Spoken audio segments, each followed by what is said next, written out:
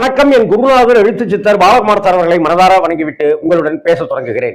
சனிக்கிழமை ஹீரோ, சனிக்கிழமை நாயகன் விஜய் அவர்களுடைய இரண்டாவது பரப்புரை. போன வாரம் திருச்சி, இந்த வாரம் நாகை, திருவாரூர்.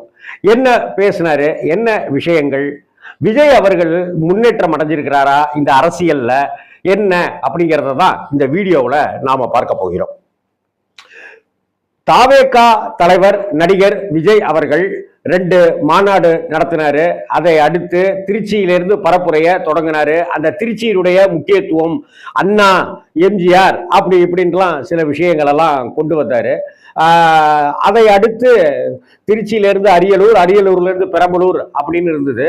ஆனா இங்க ரோட் ஷோ அப்படிங்கிற மாதிரியான சில விஷயங்கள்லாம் வச்சுக்கிட்டு அதையெல்லாம் தடுத்து நிறுத்தாம தொண்டர்கள் நிறைய பேர் உற்சாக மிகுதியில கட்சி விஜயோட ரசிகர்கள்